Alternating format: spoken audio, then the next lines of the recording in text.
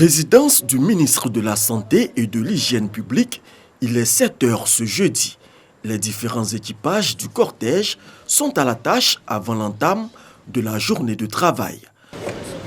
Bon, chaque matin qu'on arrive, on prend les gels là.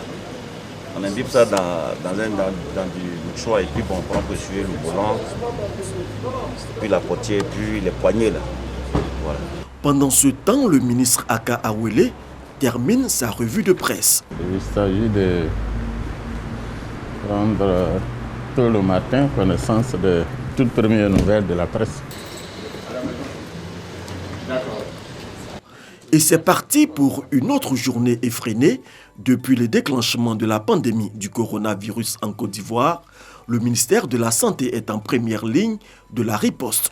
C'est une course contre la montre pour gérer au mieux cette crise sanitaire. Après une escale au bureau, Aka Awele est à la présidence de la République pour le Conseil national de sécurité en présence du chef de l'État.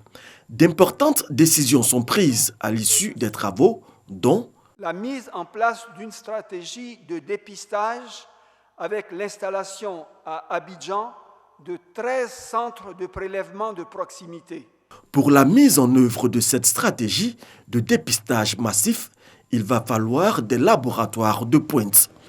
Aka Awele se rend immédiatement au CHU de Treichville pour visiter 2 structures capables de réaliser les tests de dépistage du Covid-19. On peut faire le Covid aussi. Dès qu'on a les réactifs.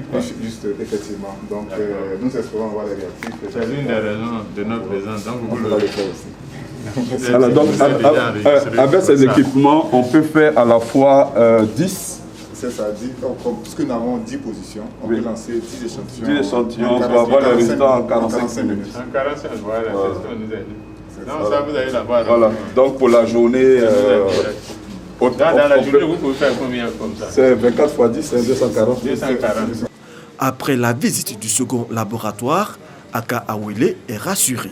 Tout permet d'espérer qu'à partir de la semaine prochaine déjà, tous ces laboratoires vont également s'engager dans l'analyse des échantillons de Covid-19. Cap est mis sur la commune du Plateau au 21e étage de l'immeuble Postel 2001. Aka Awele reçoit un important don d'une entreprise minière. Retour au ministère de la Santé, il est 19 h. Le ministre est face à la presse pour le point quotidien de l'évolution de la pandémie.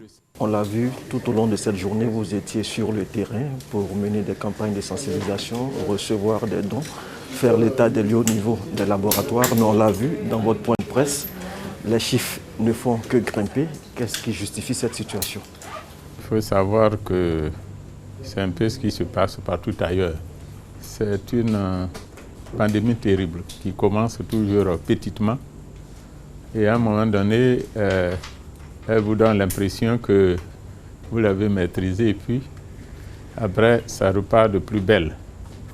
Les membres du comité de veille sanitaire avaient déjà attiré notre attention en disant que il y avait de forts risques que nous atteignions notre pic aux environs du 15 avril. Nous sommes aujourd'hui le 9 avril, donc ce n'est pas étonnant que depuis 2 ou 3 jours, comme vous dites, nous soyons sur une pente ascendante. D'ailleurs, cela a fait l'objet de la présentation que j'ai eu à faire au Conseil national de sécurité.